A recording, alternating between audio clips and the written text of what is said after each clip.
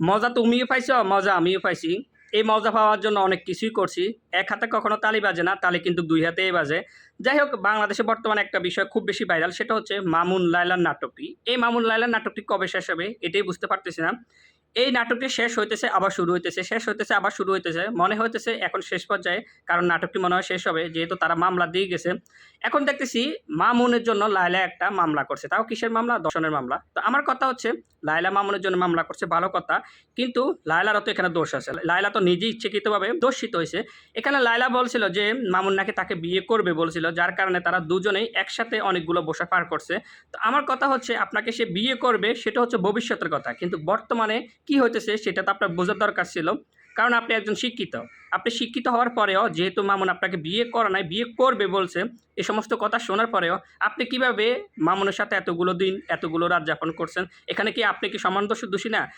লায়লা যেমন জামাইয়ের জন্য পাগল, ঠিক তেমনি মামুনও ধন সম্পদের জন্য পাগল। কারণ মামুনের মনে একটা মানে ছিল, নেশা ছিল, সেও জীবনে অনেক বেশি টাকা পয়সার মালিক হবে। একটা জিনিস খেয়াল করেন, টাকা পয়সার মালিক হন, ধন সম্পদের মালিক হন, সেটা আপনি আপনার পরিশ্রম দিয়ে চেষ্টা করেন। এইভাবে আরেকজনের সাথে সম্পর্ক করে সেই সম্পর্ক সূত্র ধরে আপনি যে কোটিপতি হওয়ার চেষ্টা করবেন, এটা কেমন কথা?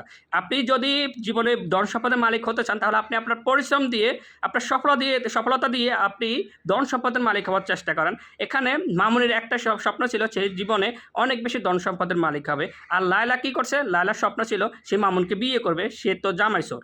যাই হোক, আমার কথা হচ্ছে, লায়লা কিন্তু আগে একটা বিয়ে হয়েছে, সেই ঘরে লায়লার ডিভোর্স হয়ে গেছে। তার কিন্তু দুটো না তিনটা ছেলে সন্তান, মেয়ে সন্তান আছে। সব কিছু জেনে শুনেও যেহেতু মামুন তাকে বিয়ে করতেছে না, তারপরেও সে কীভাবে এতগুলো দিন এতগুলো রাত তার সাথে পালন করছে। তাছাড়া তারা দুজনে কিন্তু বিভিন্ন জায়গায় ঘুরতে যেত, বিভিন্ন জায়গায় ঘুরতে গেলেও তারা কিন্তু স্বামী স্ত্রীর কথা বলতো, বা তারা কিন্তু বিভিন্ন যে হইচই করে তারা ঘোরাফেরা করছিল। মামুনের অনেক বন্ধু ছিল, বন্ধু আসতো। লায়লা আবার বিভিন্ন দেশে ঘোরাফেরা করতে যাইতো, নেপাল যাইতো, ইন্ডিয়া যাইতো, অনেক জায়গায় ঘোরাফেরা করছে।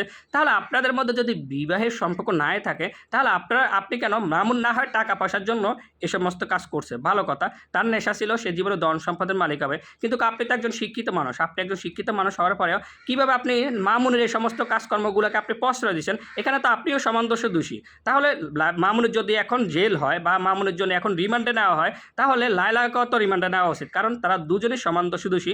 আমি কিন্তু এখানে মামুনকে বড় চোখে দেখে না। মামুন কিন্তু একটা খারাপ ছেলে। যদি সে খারাপ নাই হতো, তাহলে সে কখনো জীবনে ধন সম্পদের মালিক হতো না অন্যের সূত্র ধরে। তুমি যদি ধন সম্পদের মালিক হতে চাও, তুমি তোমার সফলতা দিয়ে ধন সম্পদ অর্জন করার চেষ্টা করো, মালিক হওয়ার চেষ্টা করো। তুমি কেন লায়লার পিছে ঘোরাঘুরি করে, যেহেতু দেখছে লায়লার একটু টাকা পয়সা আছে, সেই জন্য লায়লার সূত্র ধরে সে জীবনে অনেক কিছু করছে। এটা কিন্তু ঠিক কথা। লায়লার মাধ্যমে কিন্তু মামুনের অনেক বেশি পরিচিত অর্জন হয়েছে, কারণ মামুন ছিল অনেক বেশি চিকনা বা স্বাস্থ্যবান ছিল না, মামুনের অবস্থা বেশি ভালো ছিল না। লায়লার সাথে পরিচয় হওয়ার পর থেকে কিন্তু মামুনের অনেক বেশি পরিচিত হয়েছে, বা মামুনের অনেক কিছুই হয়েছে এটা বলতে গেলে, কারণ মামুনের আগে ঘরবাড়িও ছিল না। লায়লার সাথে পরিচিত হওয়ার পর থেকে কিন্তু মামুনের ঘরবাড়ি হয়েছে। এখন সেই মামুনে কী করছে? লায়লাকে বিয়ে করবে না। তো তোরা দুজন যেহেতু একজন আরেকজনকে বিয়ে করছ না, তাহলে তোরা দুজন কেন এতদিন মানে একসাথে রাত যাপন করছিলি? তোদের কাছ থেকে তো মানুষ ভালো কিছু শিক্ষা পায় নাই। তোদের কাছ থেকে মানুষের বা কী শিক্ষা পাইছে? তোদের কাছ থেকে শিক্ষা পাইছে কি?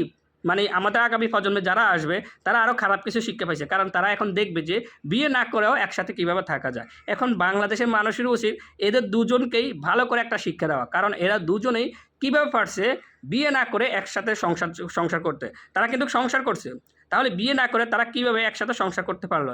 এখন লায়লা বলতেছে যে মামুনের জন্য সে একটা দর্শনের মামলা করছে। তো মামুন যদি দর্শন করা থাকে, তাহলে লায়লা নিজে তো দূষিত হয়েছে। এটা তো সবাই বলতেছে। সেই জন্য এদের দুজনকে একটা শিক্ষা দেওয়া উচিত, যাতে এই সমস্ত শিক্ষা দেখে আগামী প্রজন্মে যারা আসবে, তারা কিন্তু বুঝতে পারে যে বিয়ে না করে একসাথে না থাকা যায় না। এটা কিন্তু তাদের দুজনকে বুঝিয়ে দেওয়া উচিত।